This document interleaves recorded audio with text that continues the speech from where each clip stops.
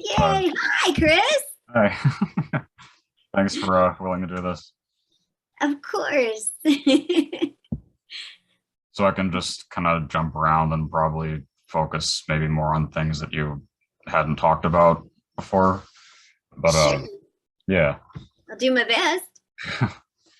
And I know I did see that you grew up in LA and Orange County, and I was just the first thing I can ask is how you got into SAG. Oh, I got in the only way you could back then. I was Taft-Hartley. I was working as a director's assistant on a feature film called Night Angel. Okay. Somewhat of a horror, genre type of thing. And they knew I wanted to be an actress. And so they threw me a bone. They literally gave me a line in a scene. And so I got Taft-Hartley, and then I had to pay and join the union. And that's kind of how I started, how I got into SAG. I Mhm. mean, at the time, SAG and AFTRA were separate. And I joined AFTRA, which anybody could walk in and join. But not a lot of things were after. Commercials were. I mean, voiceovers weren't very big. And getting into SAG was huge. So it was like, yay. And that kind of got me started on the road to where I am right now. Well, because that credit wasn't listed from what I could find, but the first thing I saw that was on camera was an episode of It Came from Outer Space. Oh, yeah. That was fun. I played a French maid named Daphne. Okay. Oui, oui. It was a big TV role for a guest star on a TV show. I was very, very happy. And so with voiceover, would the first thing been Little Engine That Could? Yeah, yeah. Okay, so I hope this doesn't come back to bite me. Yes, through an agent, and legitimately, Little Engine That Could was my very first hired, yeah, gig. And I hate that I replaced somebody, but I love the book. I actually had recorded the book as a book on tape before book on tapes existed. Me and a couple of friends got together, and so I was like super thrilled to play the bratty sister. But when I graduated, we all pick up part-time jobs, right? Whatever we can to literally pay the rent. And I was working for an attorney, and one of his clients had a feature, and they needed some voiceover stuff for a lovemaking scene. And the lead character was in the room next door listening. So I got to voice the, oh. Yeah. So that was kind of like the first thing I ever did. Yeah. But before Little Engine That Could, really cool story. I was doing a whole bunch of commercials. And back then, and it might be kind of the way it is now with the internet, and just popping on and doing a quick spot for somebody. There was Goodyear tires and another car commercial. It was just a radio station said, hey, can you come in and just do a bunch of spots for us? Yeah. Sure. And I went to go visit my little brother at University of Santa Barbara, University of California, UCSB. And I went to go see his dorm room. And as I'm walking down the hallway, everyone leaves their dorm room doors open because they all want to socialize. And coming out of one of the rooms was the radio was on, and you heard my voice for one of the commercials. Yeah. And my brother and I were like, oh my God. It was like the first time I'd actually heard my voice on the radio was in a dorm room of some random dude. Yeah, that's cool. Yeah, it was kind of like, wow. I mean, it impressed my baby brother. So that was really cool. I know that you still pursued on camera after you got into voiceover, but did you just gradually not get as interested in on camera? So my last no, I can't say that. I just recently did an on camera role for a pilot, so it's not out. Okay. It has to get picked up. But my last on-camera role was for Good Morning Miami. Okay. Are you familiar with that show? Yeah, I know what it is. Yeah, I know how old it is now because long ago. So I was pregnant, Okay.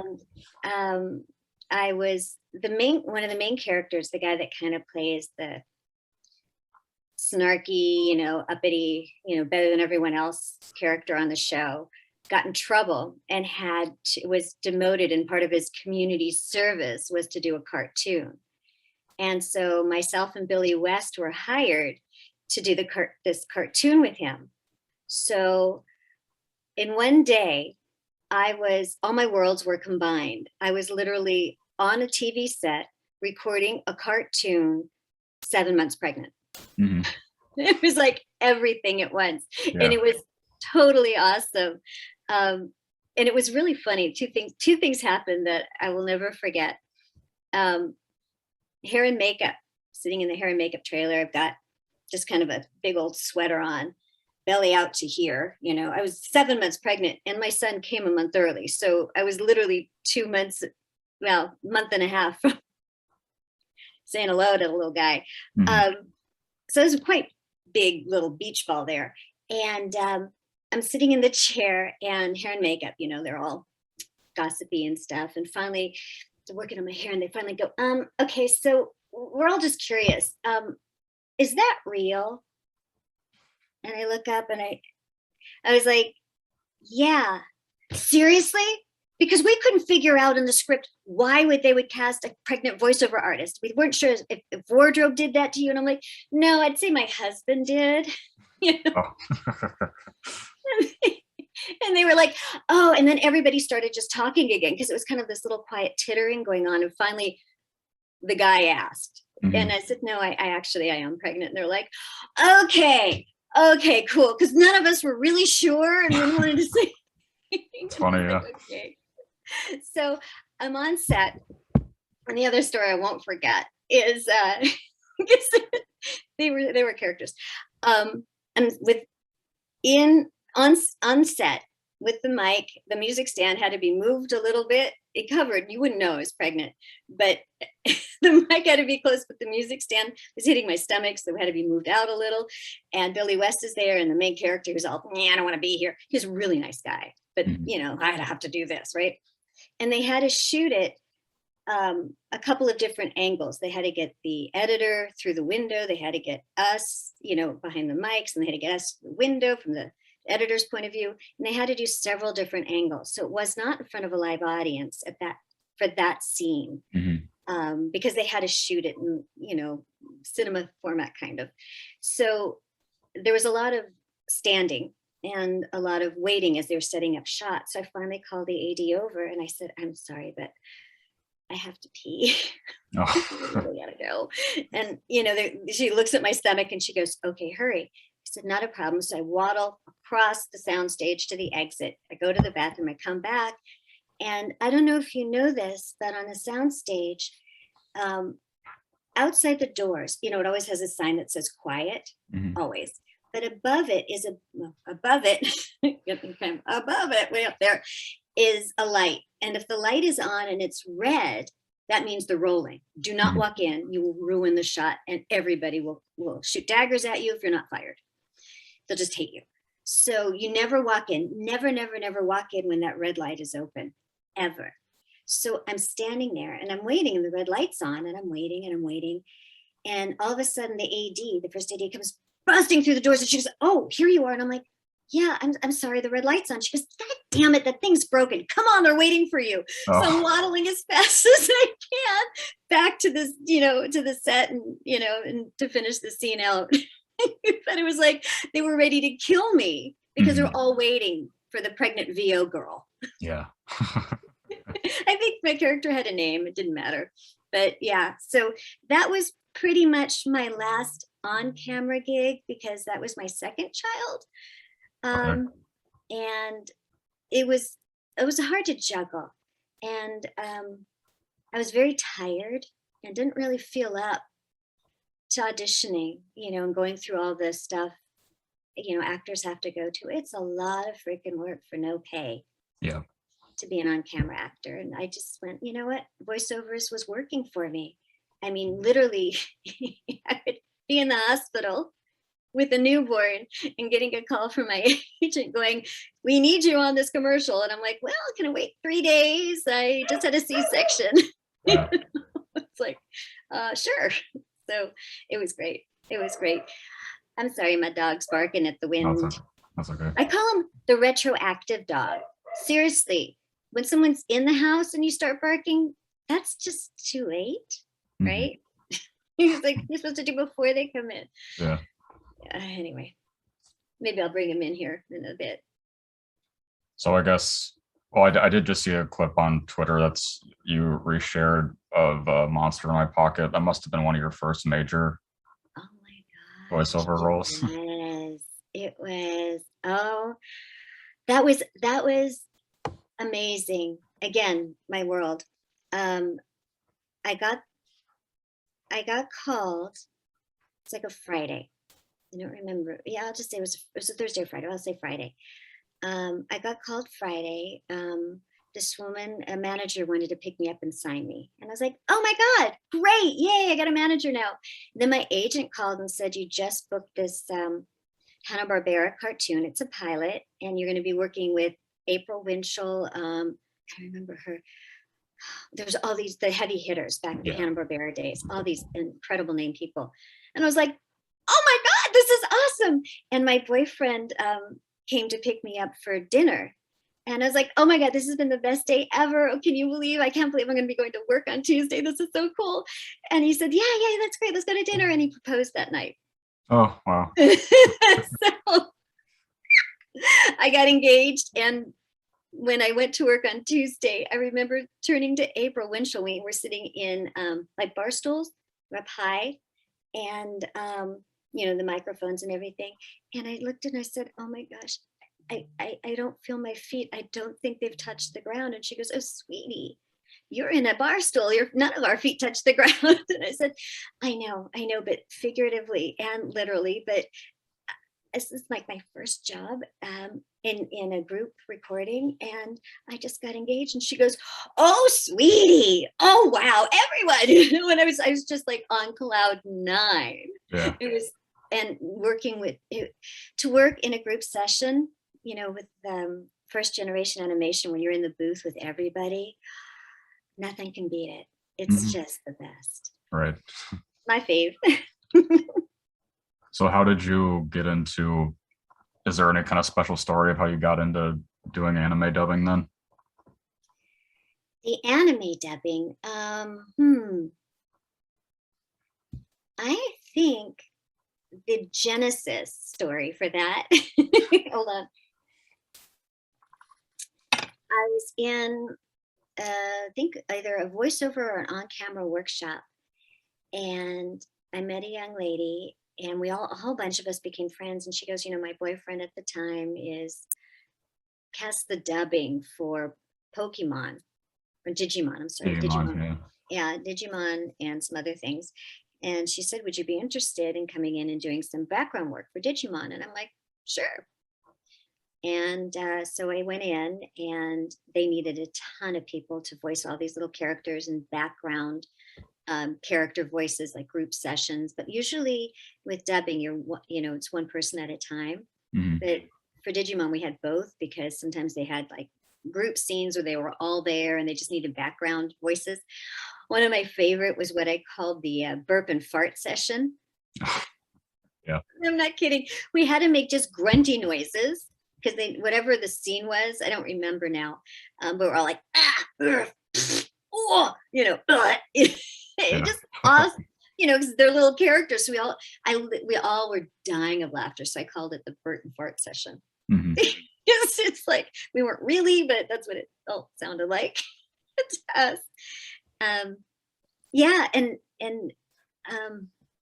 for any of your listeners, and for you, when we did Digimon, that was back in the day when all the recording was done on tape.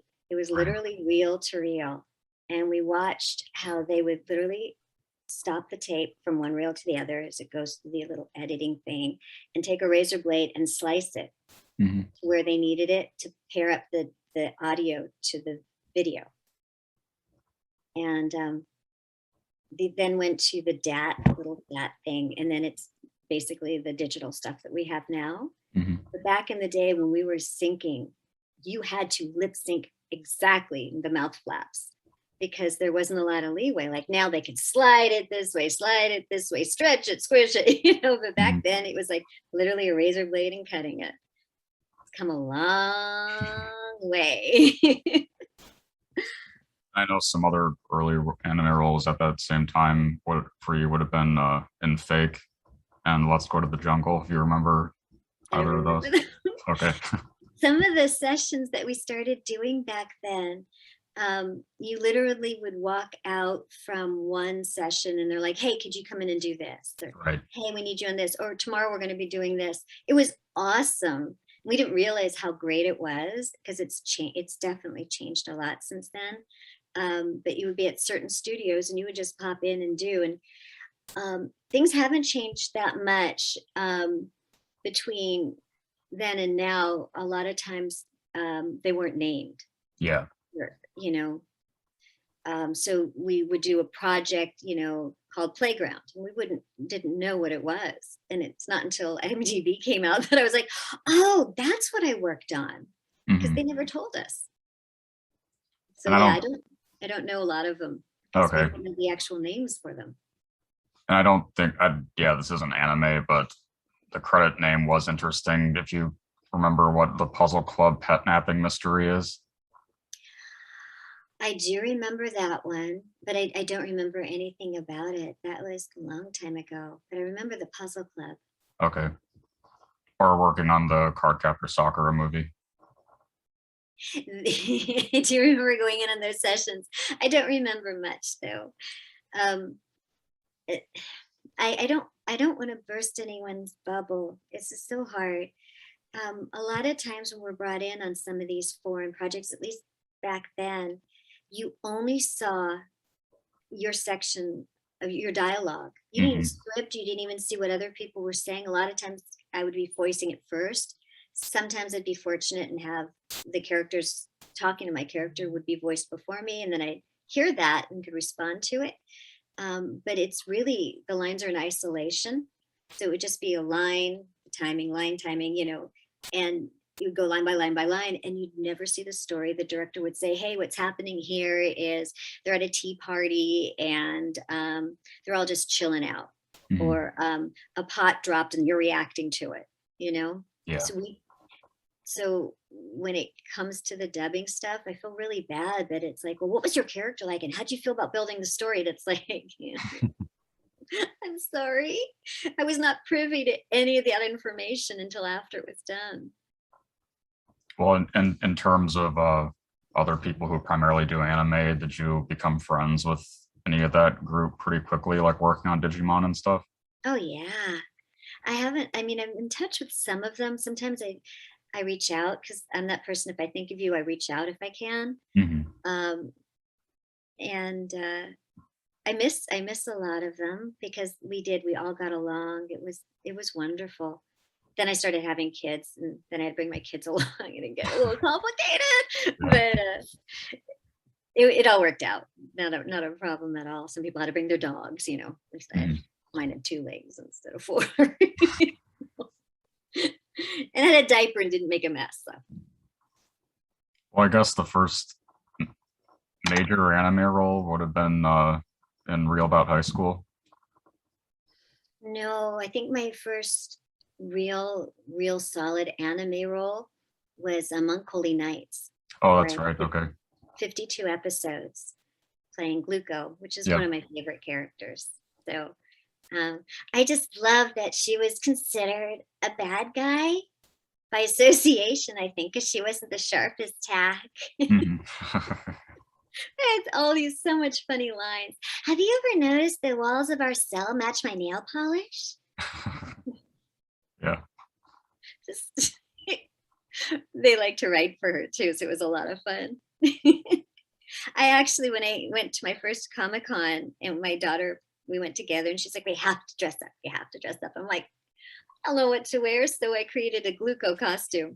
So I dressed up as Gluco, and she Right. went as Black Widow. And, you know, she's young, but no one knew who I was. I even went to all the like little cartoon, cartoon book stands that where they sell these things or they sell Mhm. the anime. And I'm like, do you have any idea who I am?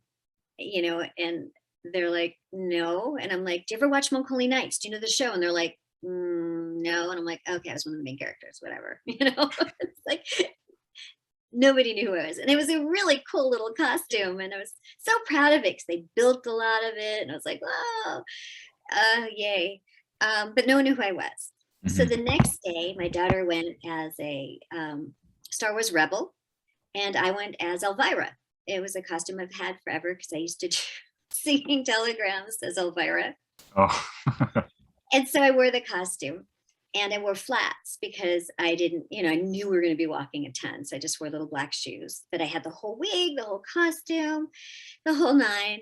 And we parked the car and we get out, and this woman, this older woman, she has one of those shopping carts, you know, that's like a basket and you pull it. So you put your bags in it and you can walk home, Mhm. you know, those Yeah. kind. So she had one of those and she's pulling it across the parking lot. And she looks at the two of us. She stops, she stares at me, looks me dead in the eye, and looks at my daughter and she goes, "You're too short to play Elvira." And my really shy daughter goes, "Oh, she can play whatever she wants to play." And I was like, oh. And my daughter looks at me and I'm like, I had my Mike Wazowski moment. Do you know Monsters Inc.? Yeah. You know Mike Wazowski? Yeah. I'm on the cover. She knows who I am. I was so happy. My daughter looked at me and I'm like, she knew I was Elvira. I don't care about the rest. She knows who I am. I was so happy. Yeah, that's And great. then I was really proud of my daughter for speaking up to like come to my defense. I thought it was really cute. But I was like, oh, I mean, I spent a whole day walking around Comic-Con and nobody knew the character. First thing out of the car, I get insulted and they knew the character. I was like, yeah. Yeah.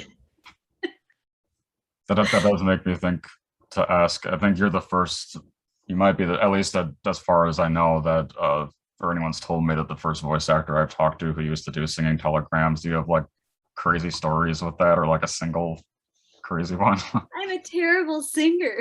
Oh.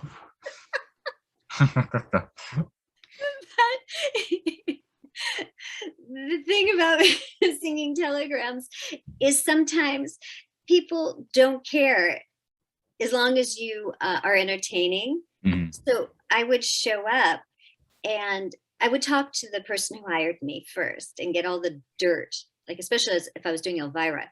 I would do Elvira and Dolly Parton were the Okay. ones that I did the most. Did some other costume. Oh, I did some costume stuff for a company, and they sent me to a children's birthday party, and they gave me a pinata, and they gave me the costume, and I showed up as strawberry shortcake. And it's like, Mhm. "Hi, welcome. We're gonna be friends," you know, the whole thing. And we strung up the pinata, and they busted open, and the company didn't fill it. Oh. So the parents were livid. I was so embarrassed. The kids were disappointed, and I was really mad. And they wrote me a check and then called the company and they canceled the check, so they didn't pay me. Oh. And the company said, "Well, you know, it was your I was 18 years old. You know, it was your responsibility to fill the candy." Okay, one, you don't pay me enough to pay for the candy, and two, you didn't tell me that. You handed me the pinata Yeah. and the costume. I would have thought it would have been full. So I kept the costume and I was like, we're done. Yeah, so I was kind of doing it through word of mouth. And is when people would, I would talk to the person who hired me, I would get all the dirt and all the things about the poor birthday person. And so when I would show up, a lot of the lines, a lot of my dialogue, and I improv easily, would be directed at the person, and some inside stuff that wasn't too embarrassing but funny that made everybody laugh. Yeah. So then I had one song at the end that I sang, and I could pull it off in character, and I was out. Mhm. So it was a fun 30-minute show that I did, and I got hired again. People brought me back. Family brought me. Fam- I'm gonna cry. They found a video of me doing a Dolly Parton for my uncle's birthday. I was, young, and I did, my Dolly Parton for him, and I came and I sang for all the family, and I did this whole thing. That he recently passed away from ALS, and Oh, I'm so to sorry. watch the video was like, oh my God, I can't believe I had the guts to do that in front of family, because they're so critical. Yeah. But they all just got such a kick out of it, and he loved. I sat on his lap and I sang to my uncle, and he Sweet. loved it. So, ask a question. I need a moment. Well, one thing I like to ask voice actresses in particular, because I've found that everybody has specific processes for doing boy voices. Like when I've talked to Kari Wagren and Karen Strassman, people like that. Do you have a particular process that you do for that, or?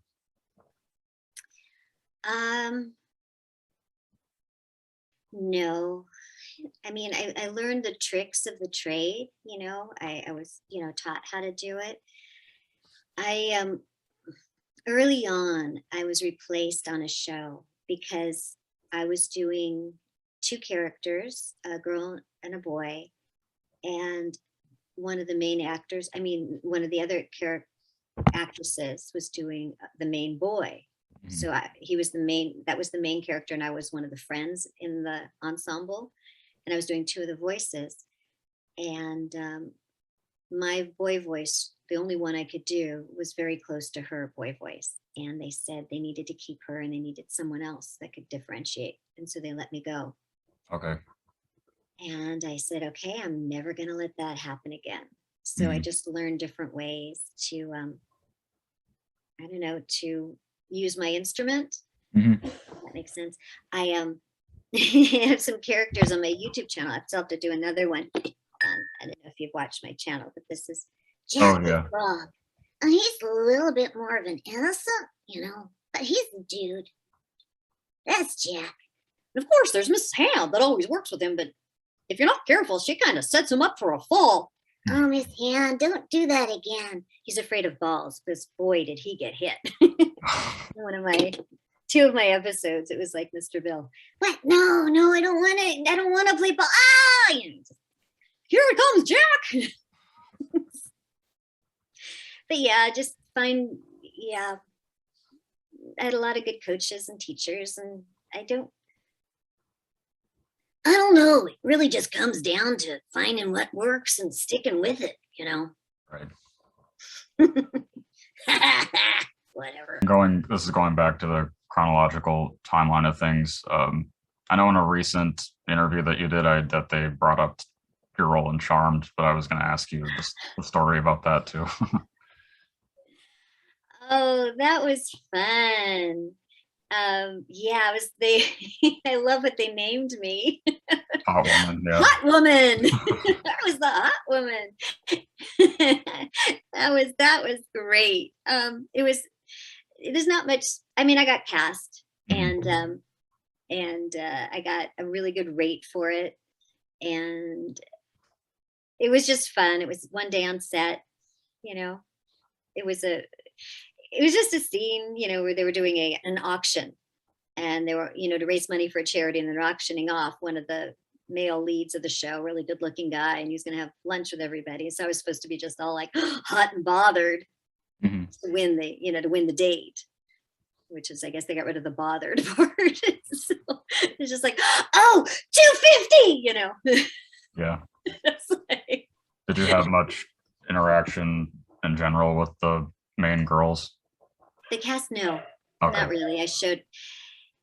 Sometimes if you're on a set for a couple of days, you try to interact with, and it depends on the show. But in that case, I came, got dressed by wardrobe, made up, did my work, undone, and went home, did my job and left. That was, sometimes it's good to do that too. I learned it's not always great to linger. Oh.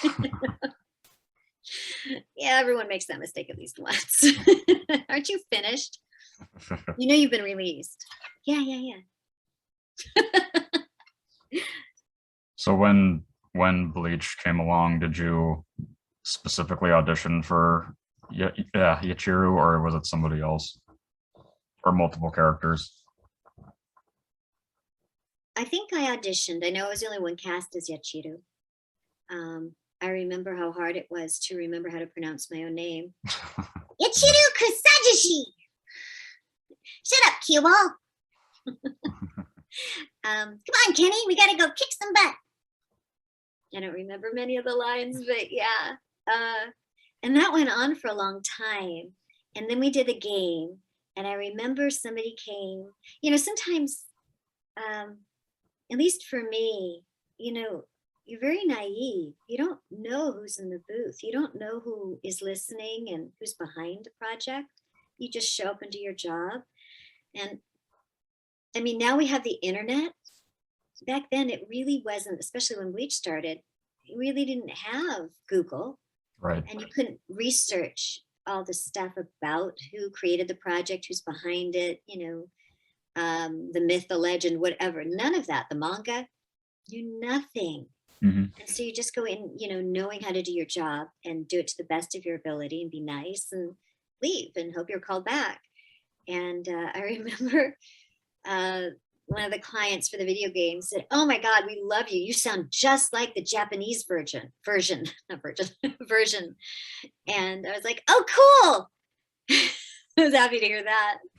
But yeah, now it's different. Now you can look up, a new show, a new pilot. Like I just did, I had an audition last week for something, and it gave you who the creators were.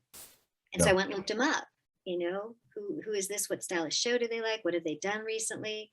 And you get an idea. But back then, you seat of your pants, man. Mm-hmm. Flying without a parachute. All of it. Yeah. There's a lot more innocent. Yeah. Well, and just to make the comparison, do you think you can relate more to her or Diona? Probably Diona. Okay. I mean, I can. I mean, I love Yachiru because she was just a little fireball. Mm-hmm. She troublemaker. Diona is sassy. She's got a mission. My mission is to make the worst drinks possible because I want to put Mondstadt out of business. Alcoholics, those booze heads, I hate them. Because her dad was an alcoholic. And so she's got a reason, for what she's doing. And she's super sassy about it. I kind of am too. I'm very sarcastic. I have to be careful. Was getting that role any more different of a audition process? Yeah, that one was definitely through my agent. I mean, we're talking, huge, like a decade span between Bleach and Genshin Impact. But that was definitely through my agent. Went through the whole casting process. Sent in auditions. They all listened. The clients picked me. Then I was cast. I was hired. So it was pretty cool. And again, I didn't know a lot going in. Mm-hmm. Once you're there, and what's really interesting is I started just before COVID. The clients in China, one of the marketing people is in New York. Somebody else was in Germany or France. And the director was in Burbank. That was when COVID started. Director was in Burbank. I was in a studio in Burbank with an engineer. And so I literally put on the headphones and I had all these voices talking in my head, Mm-hmm. And they were all trying to decide what sound to go with, because what I was booked with, she was a little older, Diona. Because I'm thinking she works in a bar. She's got to be 21. And the client in China was like, "Oh, no, we want her to be like a 10-year-old. Yeah, sound like a 10-year-old. I'm like, wait. And I run a bar. I make mixed drinks. Yeah. Okay, I'll age her down. I'll make her younger. It was like, whoa, my brain went, Yeah. And, fortunately I could make the adjustment, and, they directed me, and I was able to do it. I mean, because if you can't, you're replaced Mhm. very quickly. But I love working with Chris Baea, the director. He's fabulous. He loves the game, and he's a fun energy to work with. I Mhm. love working with him. I would, any other project he does, please. I want to be on it. He's great. Yeah. Did I answer your question? Yeah. Okay. Well, for me, it was cool too to see. I mean, because obviously most of the cast in Genshin Impact is the modern generation of like anime dub people, but it was cool to see like you and Yuri Lowenthal and Keith Silverstein. Yeah, we did feel like I met them. We did a picnic Okay, outdoors, yeah. and I met a lot of them, and I'm like, okay, I am the dinosaur in the room. I used to be the kid on the block. Now I'm like, wow. They were so cute though. I mean, I'm standing talking to Annie, oh my gosh, Yatko. Oh, yeah. Yatko. We became friends, and we're still in touch. I really like her as a person. We're standing there talking to each other, and they're all running around with their cell phones, doing their selfie videos and videotaping each other. And I'm like, just don't have the energy. Like, Yeah. I like talking to you, but they have huge fan followings, and they were making all this content. And I'm like, guess I missed the boat on that one, but Mhm. they were so cute though. Mhm. It was just very cute. And even the live stream you did with Klee and Shishi, yeah, well, that was really fun. That was fun. I love Puneem. What a sweetie. Yeah, and Christy. Hmm. It was hard though, because they're both, big personalities, which is fine. And we're on the little squares, right? And then Yeah. we're watching the text coming through.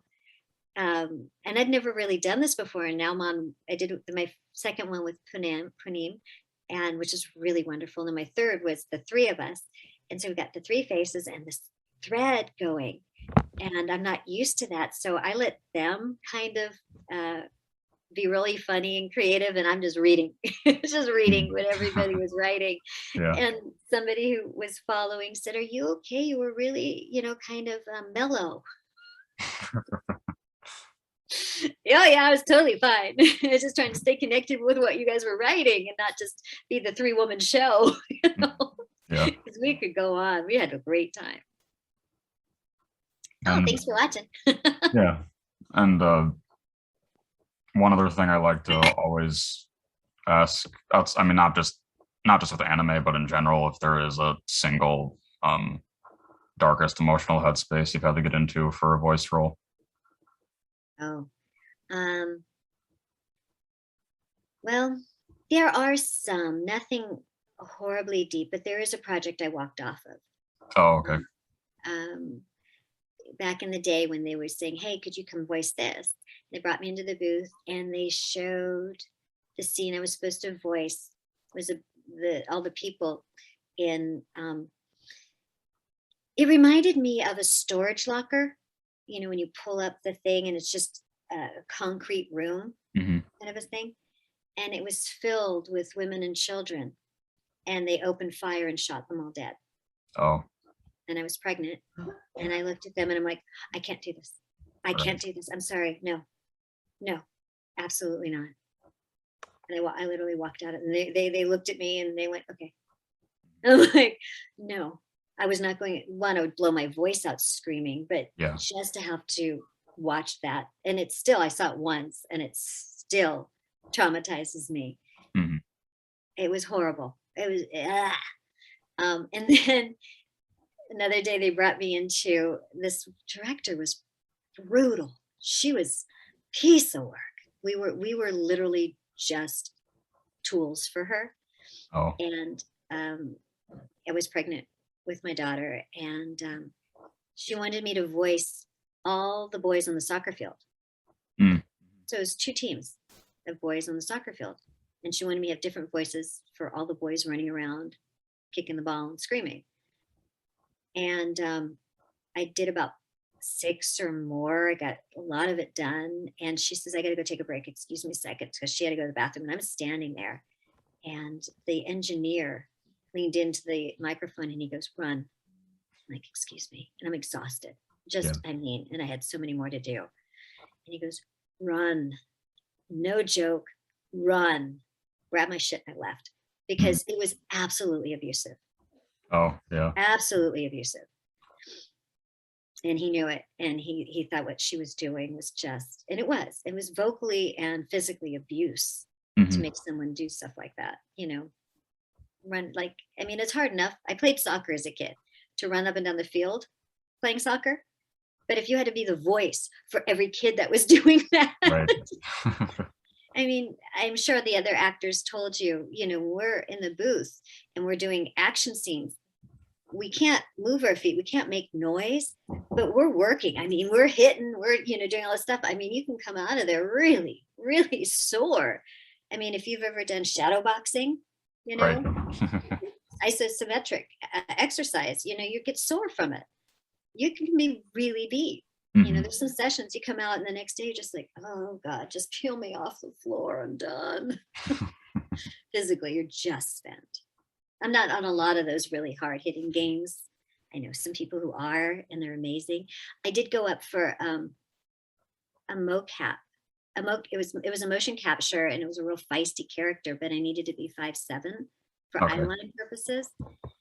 Yeah, I'm nowhere near that.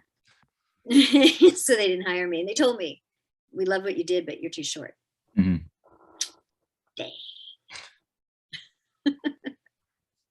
What else you got? Well, I was gonna ask too, because I did see that you got to do like looping stuff for the Mulan sequel and the Jungle Book sequel. Oh yeah, those were fun. Yeah, I don't know, what do you want to, there's not much to say. No, for them. okay. Yeah, I mean, you're in a booth, you're in with a loop group, and there's a leader, and it's after the movie's made, and they just have scenes locked off that you just voice. Sometimes it's funny because we'll watch TV shows or movies, and every so often I'm like, dubbed, but whenever you hear the announcements, like the in a hospital, paging Dr. Brooke to OR, paging Dr. Brooke, OR, that's all done in post, Right, any of that stuff, any announcements are all done in post. So, and I guess it's not kind of on that topic, but was it a long process to become the voice of the Annie Awards? I got lucky. Okay. I was okay. I was on Biker Mice from Mars. Yep. And Tom T, I'm sure I slaughter his last name. Great guy. He was working with Asifa, and they were thinking about bringing on an announcer, and he put my name into the ring. And I happen to know Tom Cito, who was also involved. And I think a couple other people kind of knew who I was, and they're like, oh yeah, let's give her a try. They hadn't thought about using an announcer before. That point, I think I came on at like the 43rd or something. Okay. Annie's. And I think, no, it was earlier than that, but they'd been doing it for a while. And so I came and I did the first one, and they liked it. They liked what I did. I'm live, but most people thought it was recorded. And I didn't know. And then they asked me to come back the next year, and I was like, great. And so I came back, and I'm backstage, and at the Alex Theater, where the first few that I did were at, I had control of the microphone. There was a little, the little switch on top, and I'm sitting there. I have to set the scene up for you. So the stage is like, I'm like in the wings. So the stage is right here, so no one can see me. And then there's a curtain that's down, so that they have a curtain behind them. But behind the curtain is the rest of the stage. And what's set up on the rest of the stage there is what we call Video Central.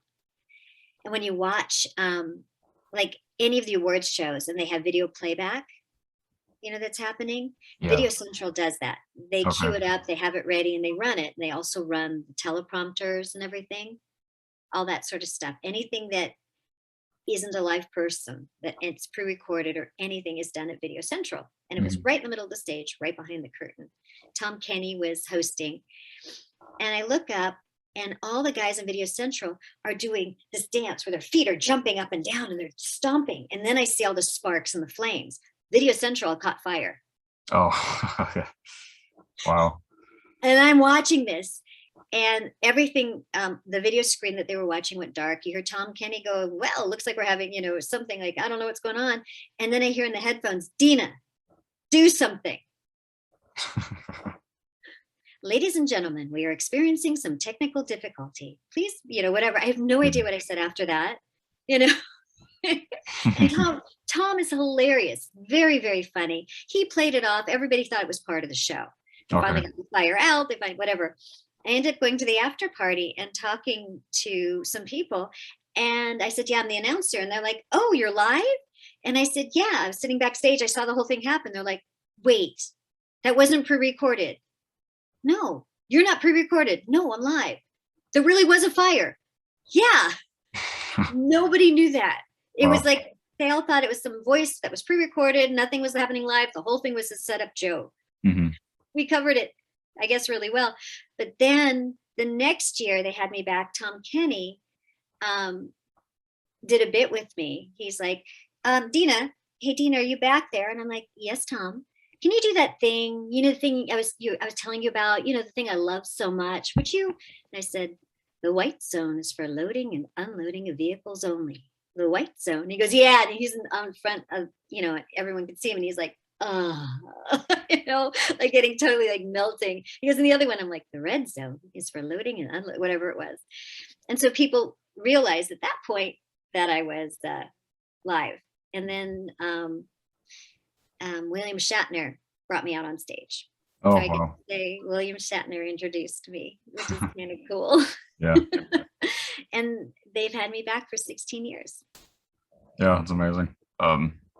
Didn't Wendy Lee direct you all throughout Bleach? Wendy Lee was one of my directors. Yeah. Elizabeth McGovern. Right? No, Elizabeth. Oh, Mary Elizabeth McGlynn. Mary Elizabeth, yeah. Yeah, she was. Yeah, I had her. I had. Jeff Nimoy did Digimon, not really so much of Bleach. But Wendy, I think they're all wonderful. Yeah. They're great. And Michael Sorich, he did more of Montclair Nights with me. They're great. They're very supportive and and helpful, and because like I said, you don't always know why you're saying what you're saying. Mm-hmm. And to be able, it's a skill. I don't know if the other actors told you about it, but being able to sight read, copy, wait for the beeps, because you have to start at a certain point, and you have to watch the lip flaps. You have to be able to memorize what you have to say or figure out the timing so that what you're saying matches what their mouth is doing on screen. Right. So your brain is doing a lot of things at once. And then you're supposed to act. Mm-hmm. So it can be challenging.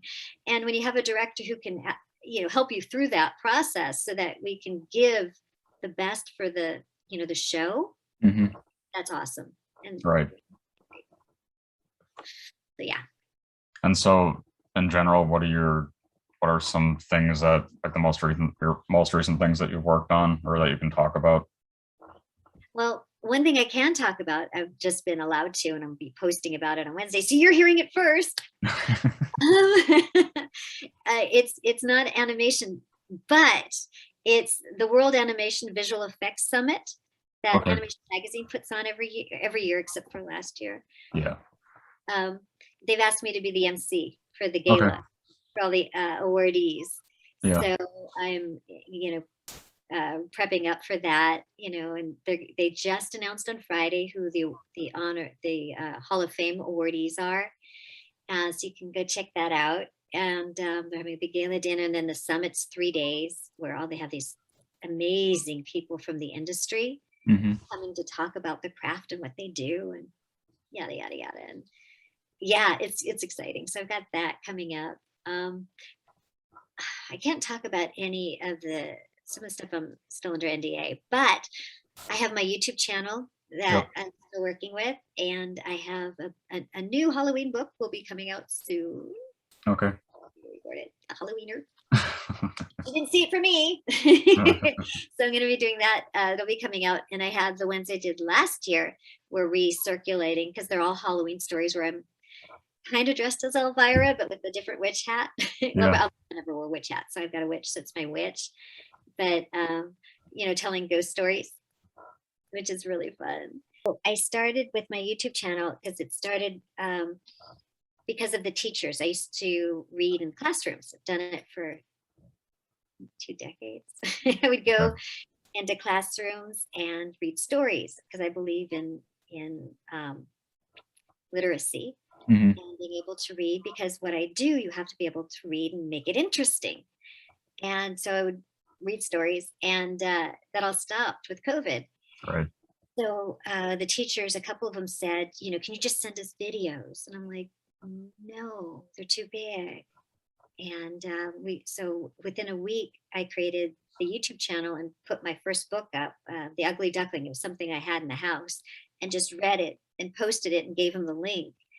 And then I started to reach out to neighbors to borrow books, and the teachers started giving me books, borrowing, so I could read part of their curriculum. And I started reaching out to authors that are unknown, that needed some sort of promotion. Yeah. Of a story.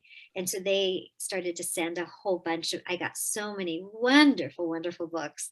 And so for a year and a half, every week I was posting a recorded book, some sort of fun act, I got puppets that I did. And then I created Bite Size. Here we go, Bite Size. He's a little candy bar that talks. And there aren't a lot of videos on all the federal holidays. Like, why do we celebrate Veterans Day or Labor Day? And what is Martin Luther King Day? Who, you know, all the holidays that we have, and why are they on Mondays and some are and some aren't? So I started to, in January of this year, I started with each holiday, and I have one holiday left, Veterans Day on November 11th. So I'm doing research, and I'm a team of me. There's no I in team, but if you go backwards, there is me in team. So I'm a team of me. Me and myself are creating the video. So I'm doing all the research, and hopefully November 11th, I will have out the last video of the federal holidays, Veterans Day, with Bite Size. He's really high pitched and annoying, but he gets the information out. Have you ever gotten to meet Cassandra Peterson? Like Elvira? No, I haven't. Okay. It would be nice to. I hear she's a little taller than me, so I'm not out of the ballpark that much, because she seems like her persona seems so big, you know, and elegant and big and elegant. And apparently she's not, because people who know me and know that I do Elvira have said, have you met her? They know her. Yeah. And they said, yeah, she's this beautiful redhead who's really not much taller than you. And I'm like, shut the front door. That's awesome. Yeah. I would love to meet her. I did meet Dolly Parton. Okay. That's cool. She used to have a show. Yeah, the Dolly Parton show. Yeah. And I was in college, and I did this fundraiser, and we had to do these, whatever it was. And so I did a lip sync as Dolly Parton. And at the beginning of the show, Dolly likes to take questions from the audience. And the friend I was with wrote, you know, my friend here impersonates you and help raise money for cystic fibrosis. And so she calls on me in the audience live for the show and says, now I heard that you impersonate me and use my voice to raise money. And I'm like, yeah, they had me a mic. I mean, I was like, I'm like, I don't know, 20. And they said, I said, yeah, I actually, yeah, I did for this, whatever it was, da, da, da, da. And she goes, well, would you be willing to lip sync to me live right here on the show? And I'm like, okay. And so she started singing 9 to 5, and I was lip syncing with her. Wow. Like, how's me doing this on a show? That's how much I met her. It was like, Yeah, that's cool. audience, but it was like, what? I sat down and I'm like, pinch me, what just happened? Right. Yeah, well, the way that I like to end every interview I do is by ask, what do you want your legacy to be? My legacy. Yeah. What I live by now, and I've taught my kids to do this, is put your passion to a purpose. Mhm. If you love something, use it to make things better for others. So I got to get the COVID thing off of me. Yeah, so I like to bring stories to life. I believe being literate, being able to be a functioning human in society is important. And so I created my YouTube channel, and I will continue to do that because I think, it's fun to be able to read and find fun and stuff. I'm tutoring a homeless kid. I'm helping underprivileged kids with finding their voice, Mhm. not voiceovers, but who they are and being capable, being able to read, being able to find what their purpose is in life. Mhm. I want find your passion and put it to a purpose. Mhm. That's what I would like to live my life by, and I hope others can too. And is there, It's kind of heavy. no, it's okay. I mean, and it doesn't have to be. It's fun, find a reason, make it fun. I mean, my son plays video games, and he's been for 8 years now, 6 years, finding ways of fundraising using, first it was tennis and then video games or whatever. He finds a way to use what he does to raise money for kids with cancer, people who need something. His first was homeless veterans. He didn't like that.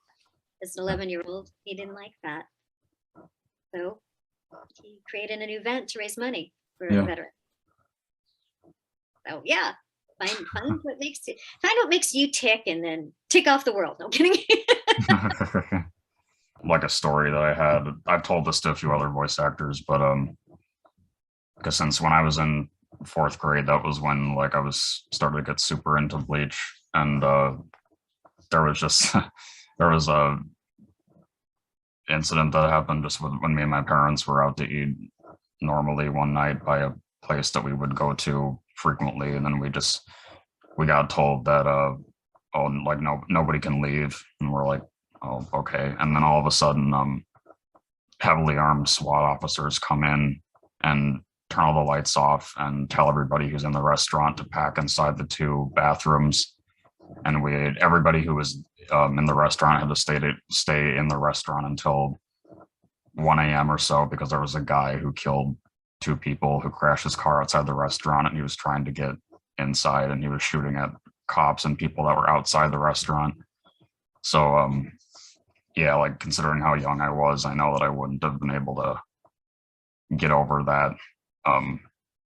as easily if I wasn't watching Bleach or any other anime or playing any other games that I was into at the time. Wow. Yeah. Wow. So I'm going to probably share your story, if I'm allowed to, a little bit. When I host, when I MC the event, the gala, I want to be able to tell these creators, these people who created these cartoons, that created these games, created these shows, how they've touched people. Mhm. The difference. I'm going to cry. This stuff makes me cry. What a difference they've made. I don't know if the writer, if the director, if the show creator, showrunner gets to talk to people like you. Mhm. If they have the fans that say, follow up and reach out and share stuff. They need to know. It's not just a cartoon. It's not just a game. It uplifts people. It makes a difference. Yeah. I'm so happy to hear that. Can I share a story with you that might make you laugh? Yeah. So I hope I don't get in trouble for this. So when I was at Disneyland and I was coming off of the space stage area and I was coming through the doors, and when you come through, there's the backstage area, and across that from that door is what we called the head shop, where we had, all the character heads, and the costumes were kept in the head shop, and Right. upstairs were the locker rooms. And I come through the door in full Mickey gear, yada, yada, yada, yada, and I hear freeze. And I stop and I look, and all the Anaheim police are walking up the street. This is the backstage area. So it's not a main street, it's in Disney. So it's a street. And they're walking up the street, 5 across, with their rifles, their shotguns. Yeah. Shotguns. And all aimed at me because I've just come through a door right in front of them. I mean, my hands hit my ears and I'm just standing there, and all I could think of was, oh my God, Mickey gets shot backstage and no one's going to know it's me. What the heck? And I'm standing there and they're walking up the street all across because somebody had pushed the burglar alarm in payroll, which was 2 doors down. Yeah. And so they were coming to check it out. And I happened to literally walk out in full Mickey in front of them. And I look across, and under the stairwell were all the other characters, my friends, huddled because they knew the police were coming. I didn't. I just came through the door. Mm-hmm. And all I could see them go was, and pointing at me laughing, because from their view, Yeah. the anti-police was holding up Mickey Mouse. Yeah. And that's when I was able to breathe, and I didn't move until they told me to cross and, get out of the line of fire. Mm-hmm. Yeah, that's great. Hopefully that story will help make your story a little funnier. That was, yeah. Oh, I mean, all of them were pointed right at me. Mm-hmm. Like, what? Mickey Mouse. Anyway. Oh, yeah, but Good yeah, for but you. thanks. Yeah, thanks. I'm glad that we finally got to do this. Yeah. I am too. It's a perfect day. Except for the gardeners, but didn't hear any of that. Fine. I can once I have everything edited and put on YouTube, I can send it to you too. Okay, that would be great. Yeah, I will post it saying, "Hey, I got to do a fun and fabulous interview." Got to have 2 alliteration sounds. Fun and fabulous interview with Chris, or a casual, charismatic. There we go. Casual, charismatic interview with Chris. Thanks. Okay. Now I got all the letters right. Yeah. Okay. I would love it. Thanks. Thank you so much. Yeah. Bye. Have a great week. Yeah, you too. Bye. Bye.